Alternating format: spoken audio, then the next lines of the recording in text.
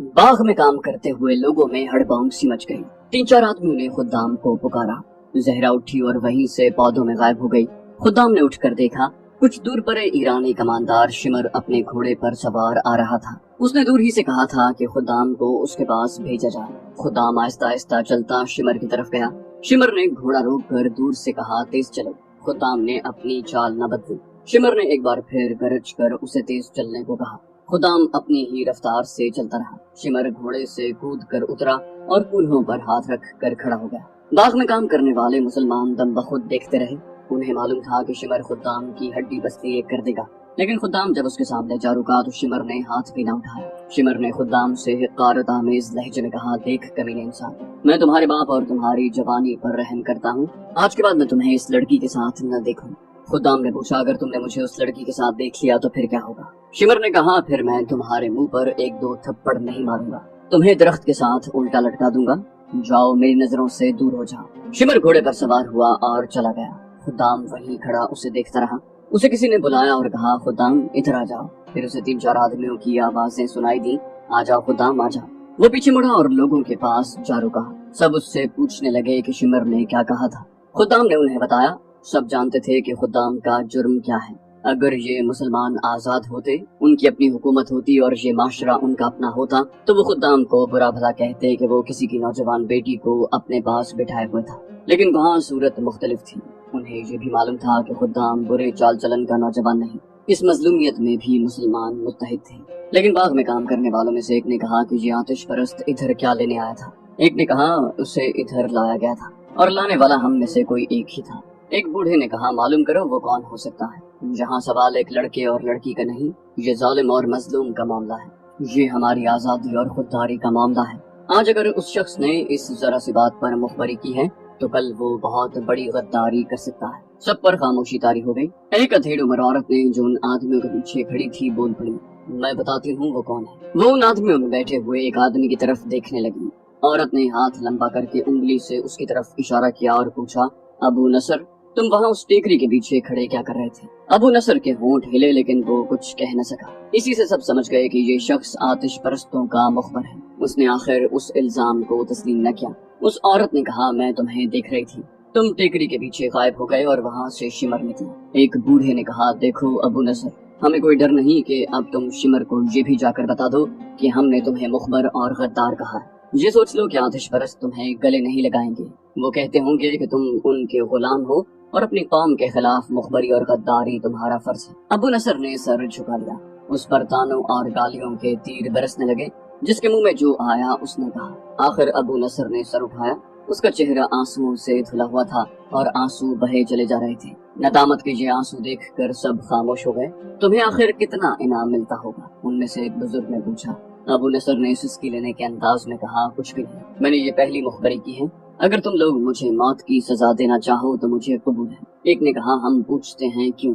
आखिर तुमने ये हरकत क्यों की? अबू नसर ने जवाब दिया, मेरी मजबूरी। परसों की बात है, इस कमांडर ने मुझे रास्ते में रोककर कहा था कि मैं जहरा के घर पर नजर रखूं। उसका मतलब ये था कि मैं ये नजर रखूं कि जहरा घर से भाग न जाए और उसे किसी जवान आदमी के साथ अलग थलग खड़ा देखूं तो उसे इत्तला दूं। मैंने उसे कहा कि मैं उस लड़की पर नजर रखूंगा, लेकिन मेरी 2 बेटियों पर कौन नजर रखेगा? मैंने कहा कि शाही फौज के कमांडर और सिपाही हमारी बेटियों को बुरी नजर से देखते हैं। शिमर मेरी बात समझ गया। उसने कहा कि तुम्हारी बेटियों को कोई शाही फौजी आंख उठाकर भी नहीं देखेगा। उसने मेरे साथ पक्का वादा किया कि वो मेरी बेटियों की इज्जत की हिफाजत का पक्का इंतजाम करेगा। ये मेरे लिए बहुत बड़ा इनाम था। बूढ़े ने कहा, खुदा की कसम, तुम इस काबिल नहीं हो कि तुम्हें मुसलमान कहा जाए। तुमने अपनी बेटियों की इज्जत बचाने के लिए अपने भाई की बेटी की इज्जत का ख्याल न किया। एक और बोला, तुझ पर खुदा की लानत हो अबू नसर। तू जानता है कि इन आतिश परस्तों के वादे कितने झूठे होते हैं। इनमें तुम्हें कोई एक भी नहीं मिलेगा जो किसी मुसलमान से वफा करे। एक और ने कहा, अपनी बेटियों की इज्जत की हिफाजत के लिए हम खुद मौजूद हैं। तुम्हारी बेटियां हमारी बेटियां हैं। जहरा के बाप सऊद ने कहा, मैं इसे माफ करता हूँ। खुदाम बोला, और मैं भी इसे माफ करता हूँ। खुदा की कसम, मैं शिमर से इंतकाम लूंगा। बुजुर्ग अरब ने कहा, जोश में मत आ लड़के, कुछ करना है तो करके दिखा, और ये भी याद रख के जोश में आके मत बोल, दिमाग को ठंडा करके सोच। दूसरी सुबह जब ये मुसलमान खेतों और बागों में काम करने के लिए गए तो उनमें खुद्दाम नहीं था। हर किसी ने खुद्दाम के बाप से पूछा कि वो कहाँ है। बाप परेशान था। उसे सुबह पता चला कि खुद्दाम गायब है। خدام کے باپ نے روتے ہوئے کہا، زرتشت کے یہ پجاری میرے بیٹے کو کھا گئے ہیں، اسے انہوں نے کسی طرح دھوکے سے باہر بلایا ہوگا اور قتل کر کے لاش دریا میں بہا دی ہوگی۔ سب کا یہی خیال تھا، صرف زہرا تھی جسے امید تھی کہ خدام خود کہیں چلا گیا ہوگا۔ اس نے زہرا کو بتایا تھا کہ وہ کچھ دنوں کے لیے کہیں غائب ہو جائے گا۔ زہرا نے یہ بات کسی کو نہ بتائی، بلکہ اس نے بھی یہی کہا کہ خدام کو ایرانیوں نے غائب کر دیا ہے۔ زہرا نے اپنی سہیلیوں سے کہا کہ وہ 2-3 روز ہی خدام کا انتظار کرے گی، وہ نہ آیا تو دریا میں ڈوب مرے گی۔ 3-4 روز کے بعد رات کو شمر فوج کی ایک چوکی میں بیٹھا 2 نوعمر لڑکوں کا رقص دیکھ رہا تھا۔ ایران کے شاہی درباروں میں ایسے لڑکوں کا رقص مقبول تھا جن کے جسم لڑکیوں کی طرح دلکش، گداز اور لچکدار ہوتے۔ انہیں ایسا لباس پہنایا جاتا جس میں وہ نیم اوریاں لگتے۔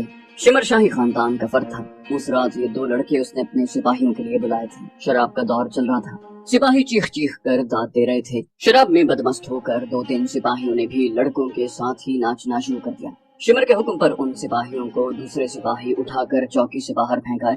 یہ چوکی چھوٹا سا ایک قلعہ تھا، لیکن اس کے دروازے رات کو بھی کھلے رہتے۔ ایرانیوں کو کسی دشمن کے حملے کا خطرہ نہیں تھا، وہ اپنے آپ کو ناقابل تصویر سمجھتے تھے۔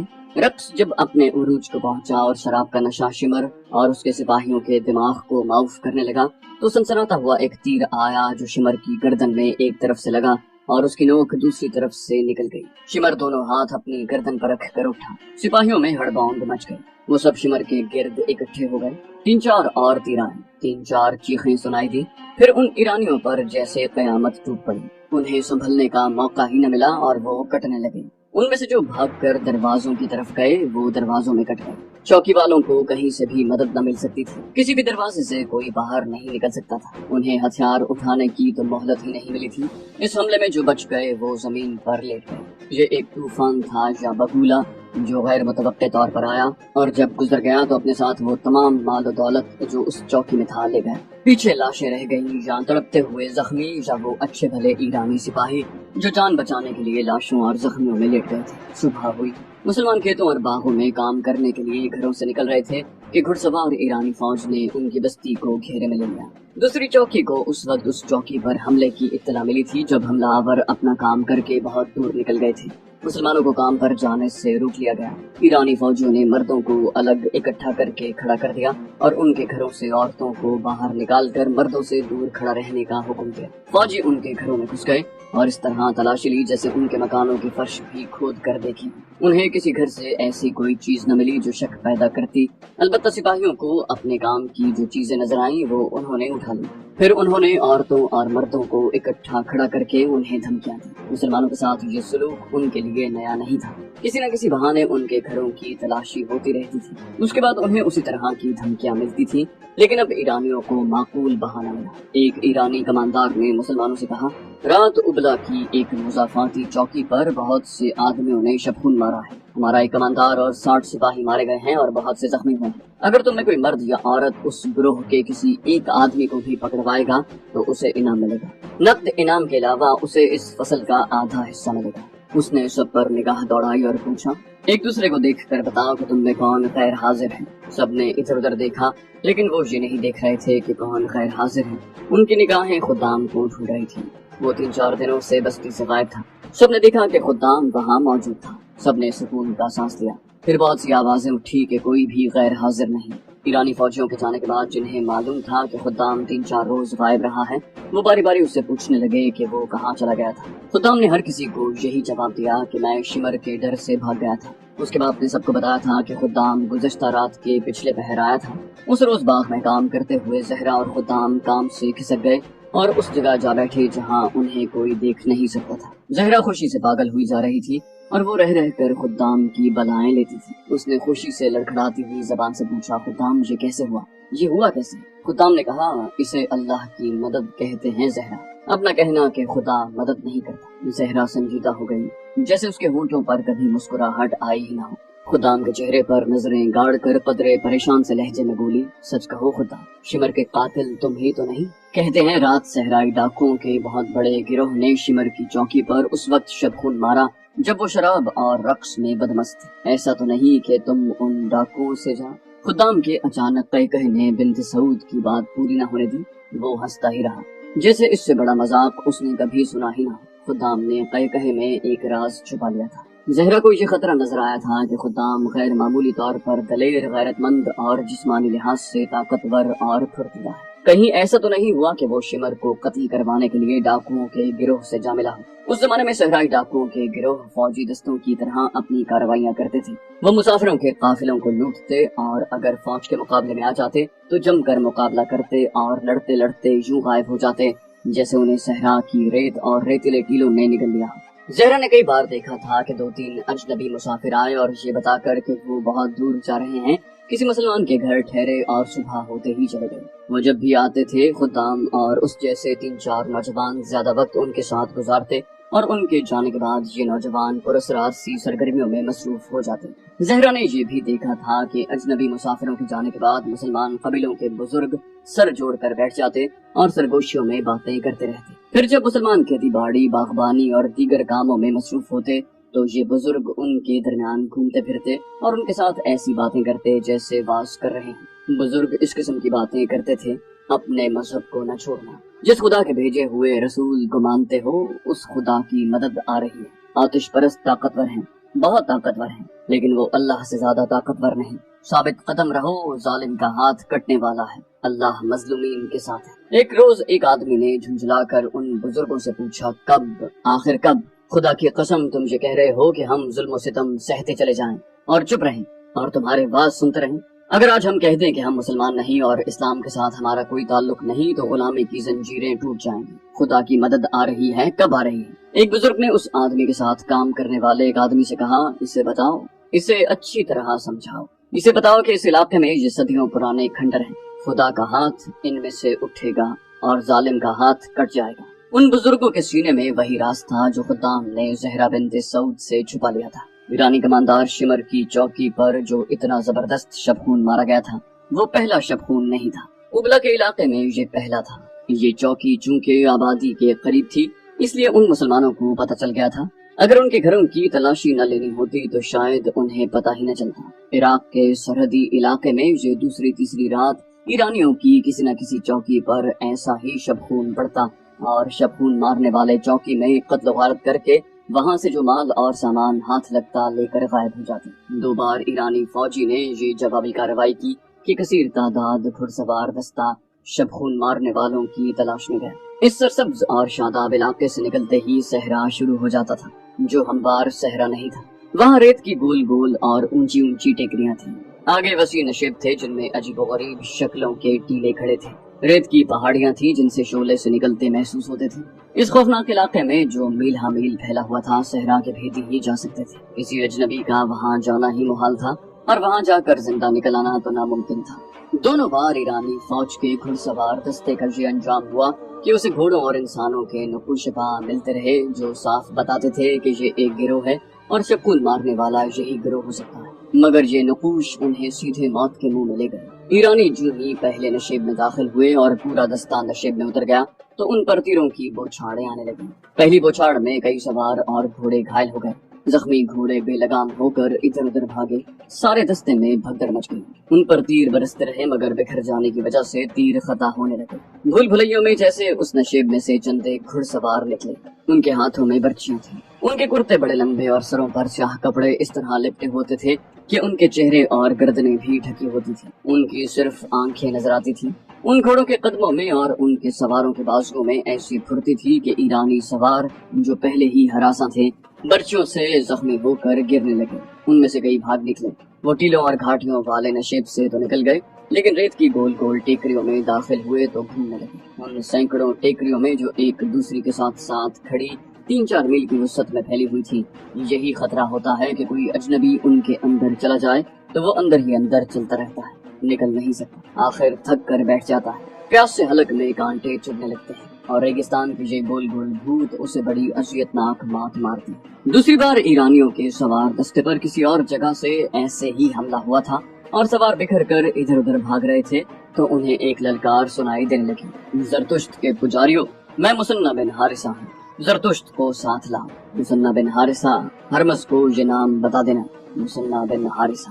اس ایرانی دستے کے جو سوار زندہ بچ گئے وہ نیم مردہ تھے، انہوں نے اپنے کمانداروں کو بتایا کہ انہیں صحرا میں یہ للکار سنائی دی تھی۔ उसके बाद ईरानियों की सरहदी चौकियों पर छापे पड़ते रहे, लेकिन उन्होंने छापामारों के ताक़ुब की और उनको तलाश करने की जरूरत न की। बाज़ छापों के बाद भी ये ललकार सुनाई देती थी, मुसन्ना बिन हारिसा, आतिश परस्तों में मुसन्ना बिन हारिसा।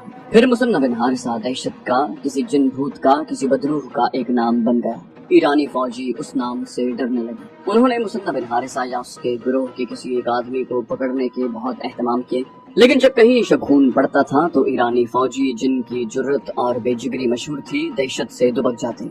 ये था वो मुसन्ना बिन हारिसा जो फरवरी 633 ईस्वी के एक रोज मदीना में खलीफतुल मुस्लिमीन अबू बकर रज़ियल्लाहु अन्हु के सामने एक गुमनाम अजनबी की हैसियत से बैठा था। वो जुनूबी इराक का रहने वाला और अपने कबीले बनु बकर का सरदार था। तारीख में ऐसा इशारा कहीं भी नहीं मिलता कि उसने कब और किस तरह इस्लाम कबूल किया।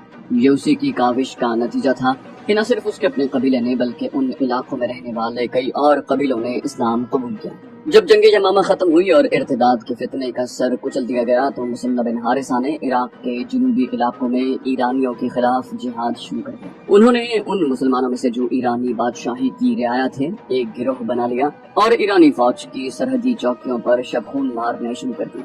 उनके शबखून इस कदर अचानक और तेज होते थे कि चौकी वालों को संभलने का मौका ही न मिलता था और मुसन्ना का गिरोह सफाया करके गायब हो जाता। उन्होंने बड़े ही दुश्वार गुजार सहरा में अपना अड्डा बना लिया था, जिसे उन्होंने माल गनीमत से भर दिया था। फिर उन्होंने उन बस्तियों पर भी शबखून मारने शुरू कर दिए जहां सिर्फ ईरानी रहते थे।